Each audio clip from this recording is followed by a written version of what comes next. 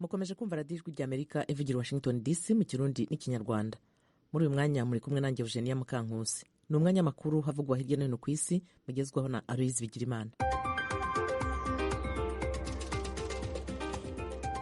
Mwaramutse Eugenie, mwaramutse abaduteze amatwi. Turayahera mu karere k'ibiyaga binini. U Rwanda ejo ku munsi wa mbere rwagirije umugwi wa ONU muri Repubulika ya Demokarasi ya Kongo uzwi ku izina rya MONUSCO ko wafashe uruhande wegamiye ko ufasha leta ya Kongo. Ni mu gihe imigenderanire hagati y'ivyo bihugu bibanyi yatosekaye. ONU ku munsi wa gatandatu yasavye impande zose zihanganye muri iyi ntambara guhagarika vuba bwango ibikorwa byose vy'igisirikare n'intambara. Yongeye ko ishigikiye ubwigenge, ubumwe no kubahiriza ubutaka bwa RDC kandi ko ineguye yivuye inyuma ubuserukizi bw'ikindi gihugu mu ntambara. Ejo ku munsi wa mbere umuvugizi wa leta y'u Rwanda Yolande Makolo yishuye kuri ibi byavuzwe na MONUSCO abishije ku rubuga rwiwe rwa Twitter, yagiriza ONU guhengamira ku ruhande rwa leta ya Kongo. Yavuze ko inteko za ONU za MONUSCO zidakwiye kugira uruhara no gutera u Rwanda canke ngo yihagararire ku ruhande mu kwigira sindabibazwa.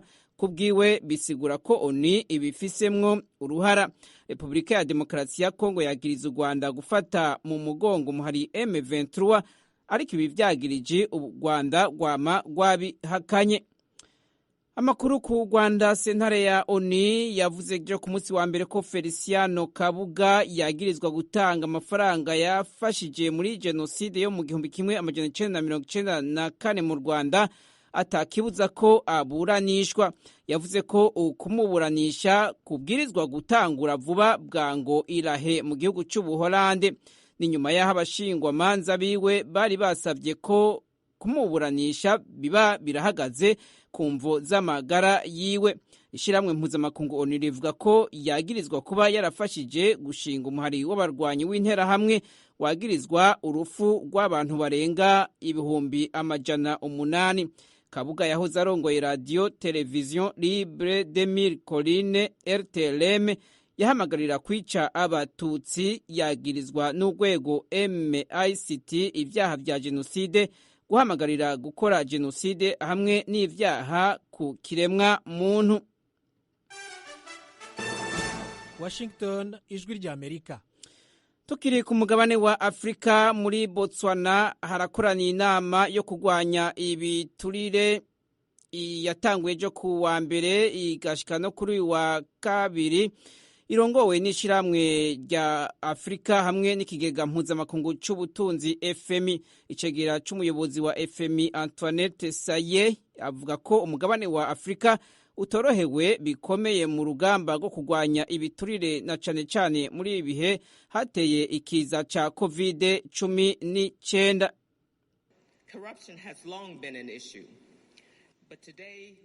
Kuko ibiturire vyamye ari kibazo, ariko uno munsi duhanzwe n'ingorane zitari nke: ikiza ca COVID-19, intambara muri Ukraine, hamwe n'ibibazo bikiriho by'ihindagurika ry'ibihe, ndetse n'ibibazo by'umutekano muke mu karere ka Sahel.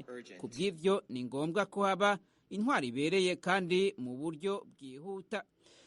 Naho mu 2018 abategetsi ba Afrika biyemeje kurwanya ibiturire, akarere ka Afrika kari musi ya Sahara karacari mu mwanya wo hasi mu maraporo asogwa n'amashirahamwe mpuzamakungu yiyemeje kurwanya ibiturire. Washington, ijwi ry'Amerika. Nayo ku ntambara y'Uburusiya na Ukraine, umutegetsi wa Ukraine yavuze ko abasirikare b'Uburusiya binjiye hagati mu gisagara ca Sievierodonetsk kiri mu buseruko, kandi babandanya kurungika ibisasu ku kigo gihingura imyuka y'ubumara cinyegejemo kandi abasirikare amajana n'abasivile ba Ukraine. Buramatari w'intara Serhiy Haida yavuze ejo ku munsi wa mbere ko abasirikare b'Uburusiya bagenzura ibice 70% by'ico gisagara, kandi birukanye abasirikare ba Ukraine hagati muri ico gisagara nyene. perezida wa Ukraine Volodymyr Zelensky yavuze ko inteko ziwe hamwe n'iz'Uburusiya zihanganye imetero ku metero muri ico gisagara ca Sievierodonetsk hari igihe yariko arasaba inshuti ziwe mu makungu kumufashisha misile zigezweho zo kwikingira ibitero vy'umwasi. Umushikiranganje wo kwivuna abansi muri Amerika Lloyd Austin yavuze ko agiye gutuma ko inama y'ibihugu bigize OTAN ku cicaro c'iryo shirahamwe kugira yongere kwihweza ico kibazo c'intambara muri Ukraine. Hano muri Leta z'Ubumwe za Amerika, Perezidansi ya Amerika yavuze jo ku munsi wa mbere ko Perezida Joe Biden yifuza ko abashinga amateka baherutse kwemeza amategeko ku bijanye n'inkoho baca bayagira amategeko agatangura gukora bakagenzura abatunze n'abifuza kugura inkoho kugira bakomeze umutekano ku mashuri ndetse no kwitaho ibibazo by'indwara zo mu mutwe.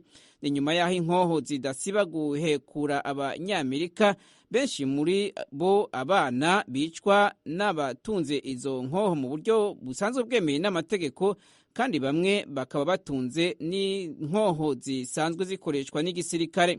Perezida Biden ku munsi w'Imana yari yavuze ko ivyo abo bashinga amateka bumvikanye ko bitarimwo ivyo yari yifuza byose, ariko ko ari intambwe zishimishije mu nzira nziza yo kurwanya ubwicanyi hano muri Amerika.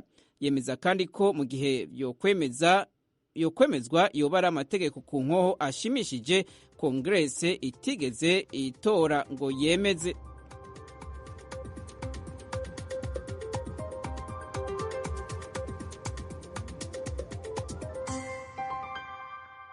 Aloyizi Bigirimana, urakoze kutugezaho aya makuru avugwa hirya no hino ku isi.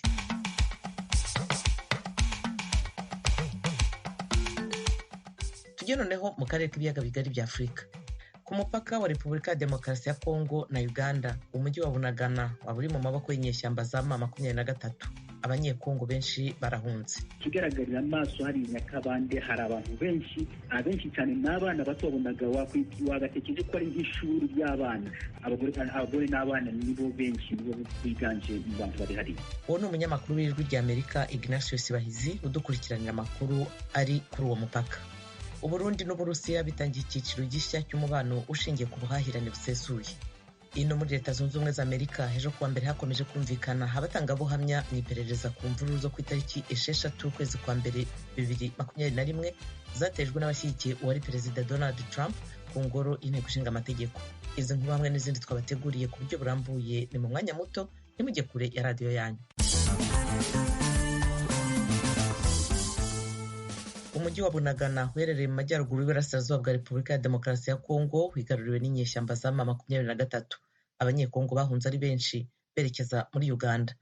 Umunyamakuru w'Ijwi ry'Amerika Ignatius Bahizi ari mu mujyi wa Bunagana ku ruhande rwa Uganda, yarayavuganye na mugenzi wacu Etienne Karekezi uri hano i Washington. Ignatius Bahizi, uraho ku mupaka wa Bunagana ku ruhande rwa Uganda. Ubu tuvugana kuri uyu mugoroba, watubwira ko imirwano hagati y'impande zombi, ingabo za Kongo n'abarwanyi ba M23 yifashe ite? Mu by'ukuri no munsi nta mirwano yigeze ibaho, imirwano ikazi yabaye nimugoroba, ahubwo cyabaye n'umunsi nka saa 2 za mugitondo twatangiye kubona abasirikare ba Kongo bahungira muri Uganda, hanyuma n'abari barimo kuva muri Kongo batubwira ko babonye abasirikare ba M23 binjira mu mujyi wa Bunagana. Kandi nyuma twaje kuvugana n'umuvugizi w'inyeshyamba za M23 w'Ingoma atubwira ko muri Bunagana bawufashe, kandi ikigaragara cyane ni uko twabonye abasirikare ba Kongo n'imodoka zabo n'imbunda zabo, zimwe imbunda ziremereye bazinjiza muri Uganda, bakirwa n'igisirikare cya Uganda. Ubu bakaba babacumbikiye hariya ahitwa mu kibaya inyuma y'umujyi wa Bunagana. Kubona rero abasirikare ba Kongo bamwe bahunze n'ibirwanisho byabo bigaragaza ko ari cyo bahunze ku ruhare rwa Kongo. Abasirikare ba Kongo bahunze, Ignatius, bahunze barwana? Oya, ntabwo bigeze barwana, nta n'urusasu rwumvikanye, nta muntu warashe, ariko abasirikare ba M23 baturukaga mu musozi bamanuka. Urabona hano Bunagana iri nko mu mubande, baturukaga iheru bamanuka, hanyuma abantu bari iyo bake basigaye bakiruka, n'abasirikare ba Kongo bamwe bariruka, ariko nta kurwana kugeze kubaho no gusa. ikibazo nyamukuru cy'ingutu abantu bibaza ubu ngubu ni ukumenya ubu ugenzura umujyi wa Bunagana, watubwira icyaho ku mupaka? Ku ruhande rwa Uganda amakuru tubona ni uko umujyi wa Bunagana ku ruhande rwa Kongo ugenzurwa n'inyeshyamba za M23. Bamwe mu batubwira muri Kongo batubwira ko mu gisirikare cya M23 ko aribo bari muri uwo mujyi. Ku ruhande rwa Uganda haba ku mupaka hano mu bashinzwe abinjira n'abasohoka batubwira ko uruhande rwo hakurya iwabo abagenzi babo batariyo hari abasirikare. Hanyuma na hano muri Uganda ukabona ko abasirikare ba Kongo bamwe bahunze. Niko rero kiba abasirikare ba Kongo bakiri muri Bunagana simpamya ngo bano bagenzi babo bakaba bahungiye muri Uganda. Rero ibyo baba bishatse kugaragaza ko umujyi wa Bunagana ari mu maboko ushobora kuba mu maboko y'inyeshyamba nk'uko bitangaza uko abantu abasirikare ba Kongo bamwe bahunze. Hari amakuru menshi yakomeje gutangazwa y'ibisasu bya rutura na za rokete byatewe ku mujyi wa Bunagana bituma ari abasirikare ba Kongo ndetse n'abaturage ba Bunagana bahunga. Wowe ko umaze iminsi ngaho byirebera, ibyo bisasu wamenya aho bituruka? Icyo navuga nta gisasu na kimwe cyari cyava ku ruhande rwa Uganda. Ibisasu biri ku ruhande ejo, ibisasu by'imbunda ziremereye ebyiri byumvikana waba uri muri Uganda ndetse no mu birometero kure cyane n'umupaka wumva ibisasu by'imbunda ziremereye biturikira aho ngaho muri Kongo. Ntitwamenya niba ndaba birasaga niba ari igisirikare cya Kongo cyangwa birasaga cyangwa niba ari inyeshyamba. Abanyekongo barahunga umusubirizo ari benshi bajya muri Uganda, ubu byifashe bite? Benshi cyane ku buryo umupaka wa Bunagana wose wuzuye abantu. Bamwe bari ku mabaraza y'amazu, abandi bicaye iruhande, urabona batetse ibyo kurya batekeye ku muhanda, iruhande rw'umuhanda. Navuye no ku nkambi ya Nyakabande. Inkambi ya Nyakabande iruzuye, harimo impunzi. Abashinzwe impunzi batuvuye ko bafite impunzi zirenga 30,000. Uno munsi amabisi yatwaye zimwe mu mpunzi z'u Nyakabande azijana na Kivare, hagiye amabisi 6 kandi haracuzuye. Ariko ikigaragarira amaso hari Nyakabande hari abantu benshi cyane n'abana bato. Wabonaga wagatekereje ko ari nk'ishuri ry'abana, abana batoya cyane n'abagore, abagabo n'abasore, ariko abagore n'abana nibo benshi, nibo biganje mu bantu bari hariya. Birashoboka ko hari abashije kuvugana Ignatius, muvugana wabonaga bifashe bate? Hari icyizere bafite? Impungenge ziteye zite ku maso yabo? Bari bashavuye cyane, bagaragara nk'abo ku mupaka Bunagana nabo nta n'imfashanyo babona ko banyotewe, basa nk'abarwaye, bakorora, barwaye ibicurane, bananiwe, abandi baryamye mu byatsi. Mbese urabona ko abantu bananiwe. Ariko hano mu Nyakabande aho impunzi zakirirwaho twagezeho mu masaha y'amanywa bafata ifunguro, hari batonze imirongo miremire cyane, hari ahantu bagaburira hagera nko kuri 5. Abo twavuganye rero hariya batubwiye ko bamwe bari bahamaze n'ukwezi, ko urabona batangiye kera, barabona ibyo kurya, bakabona aho kuryama, bakabona amazi meza, ndetse hari n'aho bigishiriza abana bato barimo kwiga. Bamwe bakabakorera ubuvuzi, bakabakingira indwara, abamama batwite bakabafasha. Hagati aho umutwe wa M23 warabitangarije amahanga ko kuva mu gitondo cy'ejo kuwa mbere bamaze kwigarurira umujyi wa Bunagana. Muri iryo tangazo wasabye perezida wa Kongo Felix Tshisekedi guhagarika kubagabaho ibitero, ahubwo akemera kugirana ibiganiro nabo. Tukivuga kuri iki kibazo cy'umutekano muri Kongo, ikigo cyiga ibijyanye n'ingamba zafatwa ku bibazo mpuzamahanga gikorera inaha i Washington DC kuri uyu wa gatanu ushize cyagiranye ikiganiro n'impuguke Jason Stearns. Uyu Stearns ni umwarimu, akaba yaranashinze ikigo cy'ubushakashatsi ku bibazo byo muri Kongo. Kuri ubu yigisha muri kaminuza ya Simon Fraser i Vancouver muri Canada. Mugenzi wacu Tim Ishimwe yakurikiranye icyo kiganiro cyanyuze kuri YouTube maze adutegurira inkuru ikurikira. Ni ikiganiro kibanze ku bibazo by'umutekano mu burasirazuba bwa Repubulika ya Demokarasi ya Kongo, umubano utameze neza hagati y'u Rwanda na Kongo n'uburyo ibyo bibazo byabonerwa umuti biciye mu nzira ya diplomasi. Kongo ivuga ko ifite ibimenyetso byerekana ko u Rwanda rufasha M23, ariko u Rwanda rwagiye rwumvikana kenshi ko ibyo atari byo. Muri iki kiganiro Jason Stearns yumvikanishije impamvu yaba yaratumye M23 ihitamo intambara. Well, I think for me I think a good starting point is November of last year. Kuri njye ntekereza ko aho umuntu yahera ari mu kwezi kwa 9 umwaka ushize no mu 2013 aho mu buryo bwa gisirikare M23 yatsinzwe kubera igitutu mpuzamahanga yashyizweho n'ubufatanye mu by'igisirikare cya Kongo n'umuryango w'abibumbye. Ariko noneho ikibazo kikaba nyuma y'aho igice kimwe cyayo cyahungiye mu Rwanda no muri Uganda aho bagumye bafashwa, ariko ikibazo cyabo ntigikemuke. Nyuma ubuzima bari barimo bukabahatira gusubira muri Kongo, aho bageze ntibafungwa ariko baguma bari aho gusa ahantu hameze nko mu kirere. Hagati aho bakomeje gukoresha inzira zose zitanga igisubizo, harimo no kohereza itsinda Kinshasa rihagarariye umutwe wa M23.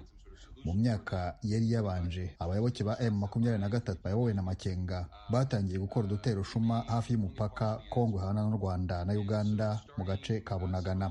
Ibi byatangiye mu kwezi kwa 9 umwaka ushize. Ikibazo umuntu yakwibaza ngo kuki byatangiye mu kwezi kwa 9 umwaka ushize. Ikibazo kiri hagati y'ibihugu byombi hashingiwe ku byo buri gihugu kimwe gishinja ikindi ntabwo ari gishya.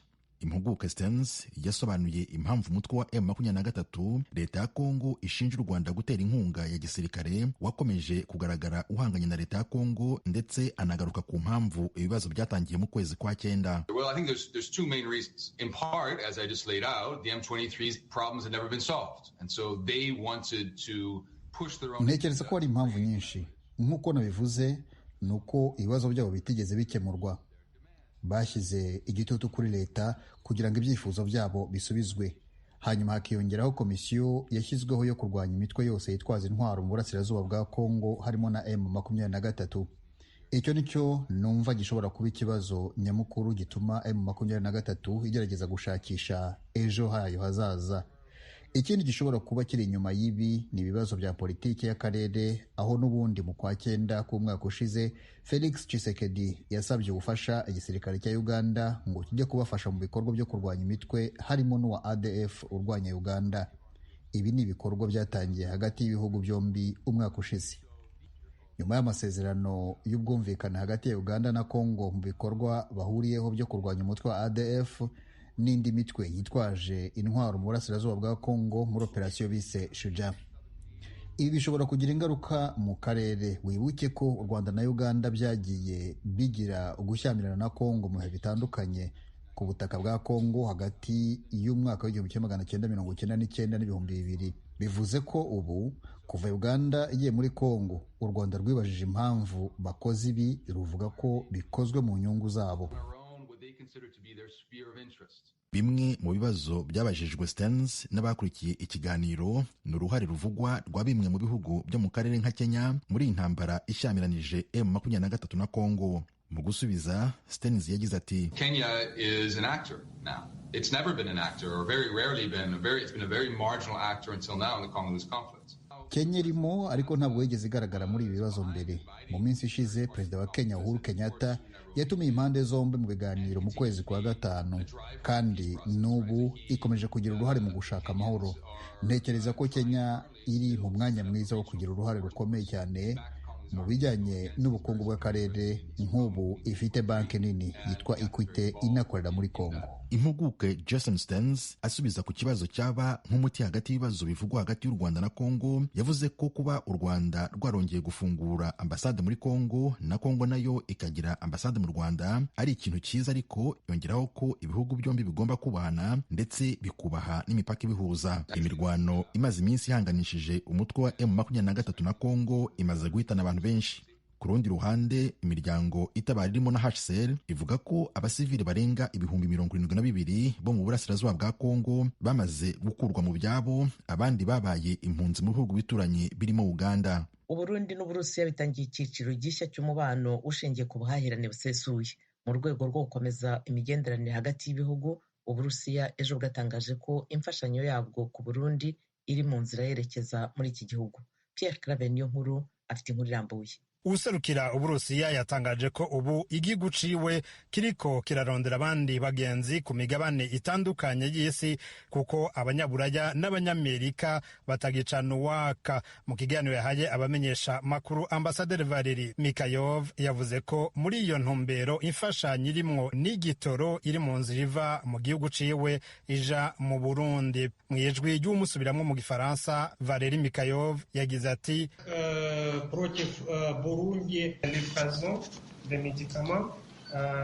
ku vyerekeye imiti myinshi kandi y'ubwoko butandukanye twarungitse ibiganiro hagati y'abahinga bacu n'abo mu bushikiranganji bw'amagara y'abantu mu Burundi birabandanya kugira ngo izoshike neza kandi bibaye ngombwa haze n'igindi, ndetse abahinga b'iwacu bazoshika ngaha vuba. Turashaka kuzoca dushinga ngaha n'ikigo co gupimiramo imiti n'indwara zitandukanye kugira ngo izo ngorane z'inzira ntizizosubire kubaho.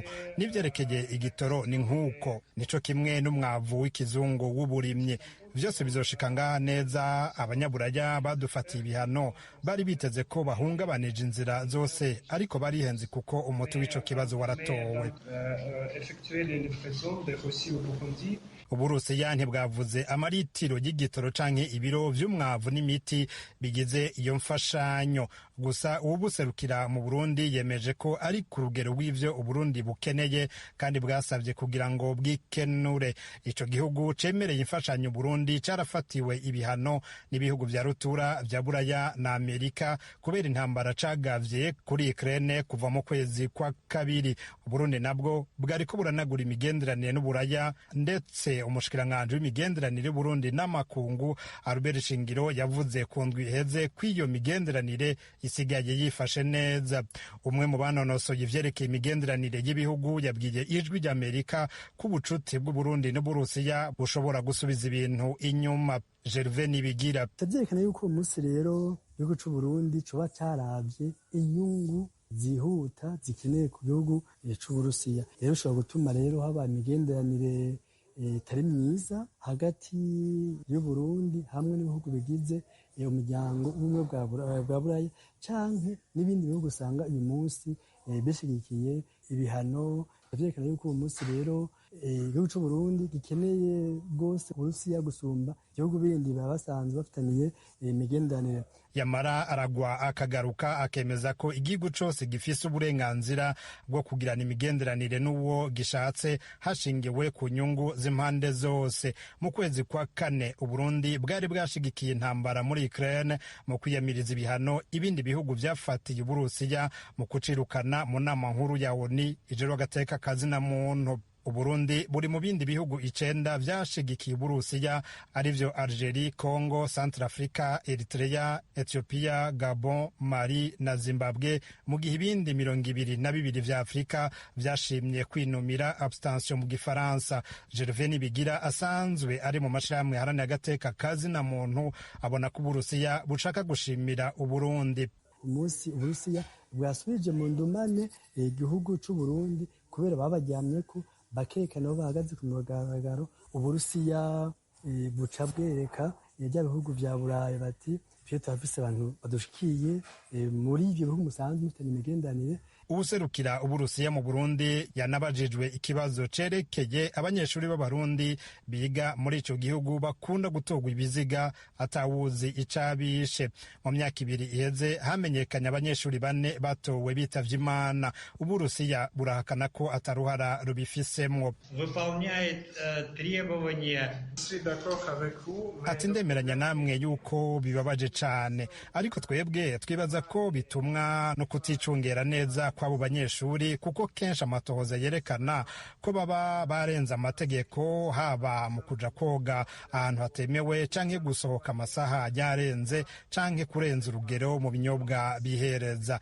Ivyo birashika no mu bindi bihugu haba mu Bufaransa n'ahandi. Ico twokwizeza nuko igihugu cafashe ingingo zo gucungera umutekano muri ivyo bice bikunze gutogwamwo ibiziga vy'abanyeshuri.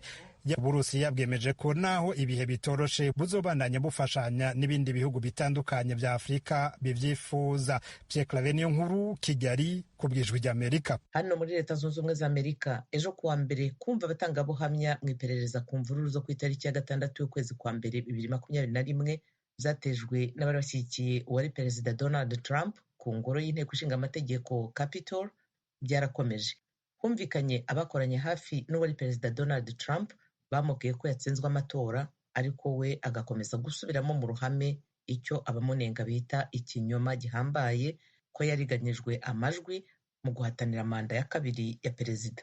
Ibindi ni mu nkuru ya Ken Bredmeyer mwumva mu ijwi rya Temistokere Mutijima. Akanama gashinzwe amaperereza kerekanye uburyo Trump yahisemo kuvuga ko yibwe mu matora y'umukuru w'igihugu ya 2020, nubwo benshi mu bakozi ba hafi ye bavuze ko Joe Biden yabonye amajwi menshi kumurusha.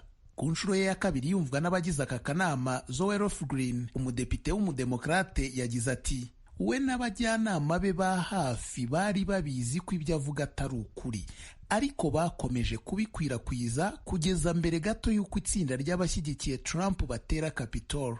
Bwana Bill Stepien wari ushinzwe ibikorwa byo kwiyamamaza bya Donald Trump mu 2020 yari mu bagombaga kunyura imbere ya komite igizwe n'abadepite 9 yashyiriweho gukora ayo maperereza. Icyakora uyu ntiyabonetse kubera ikibazo cyihutirwa cy'umuryango. Bivugwa ko umugore we wari utwite yafashwe n'inda. Ibyo byatumye igikorwa cyo kumva abatangabuhamya gikererwaho iminota 45. Komite ishinzwe iperereza yatangaje ko hari kasete ya video Bwana Stepien yafashwe n'abakoraga amaperereza. Iyi ikaba ariyo yerekanywe mu cyimbo cy'ubuhamya bwe bushya.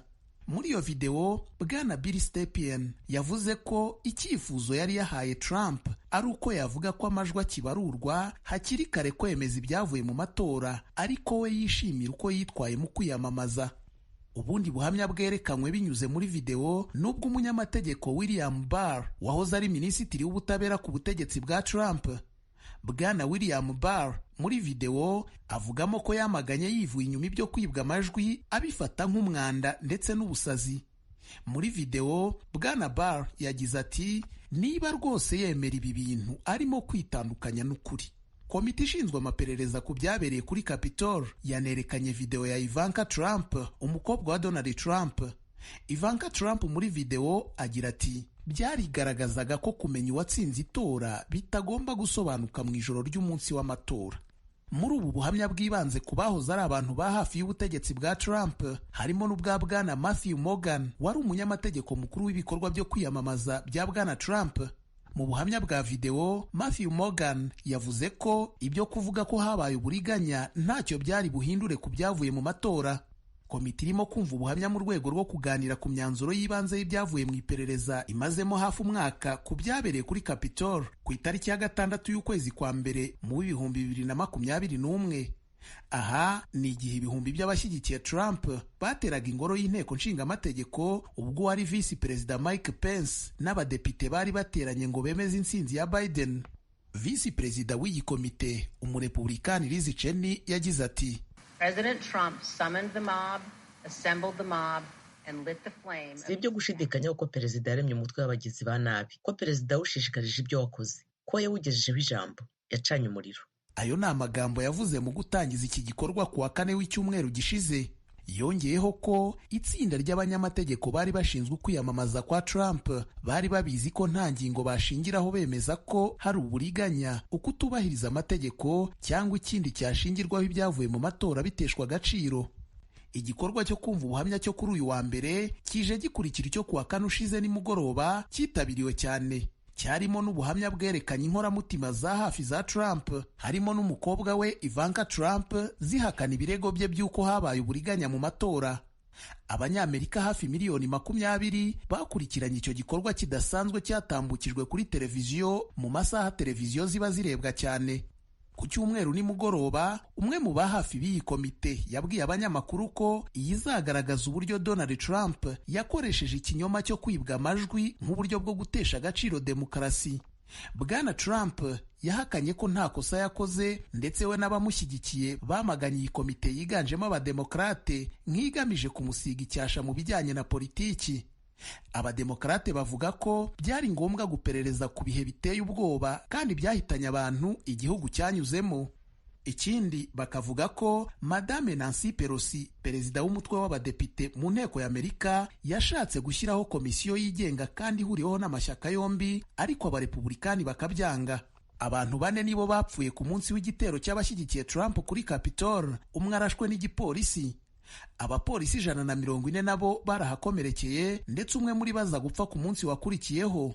Hanyuma yaho kandi abapolisi 4 bapfuye biyahuye. Nyuma y'igikorwa cyo kuri uyu wa mbere, hateganyijwe ibindi bikorwa nibura 5 byo kumva abatangabuhamya mu ruhame bizaba mu byumweru 2 biri imbere. Nshuti mwari muduteze amatwi, ibiganiro twabateguriye kuri iyi saha naha bihumurije. Tubashimiye rero ko mwahisemo gukurikira radiyo yanyu Ijwi ry'Amerika. Bakozi kandi bagenzi banjye bose bagize uruhare muri ibi biganiro. Byari bihagarariwe na Etienne Karekezi, Dieudonné Cyubahiro niwe washyize hamwe amajwi. Kuri mikoro mwari kumwe nanjye Eugenia Mukankusi.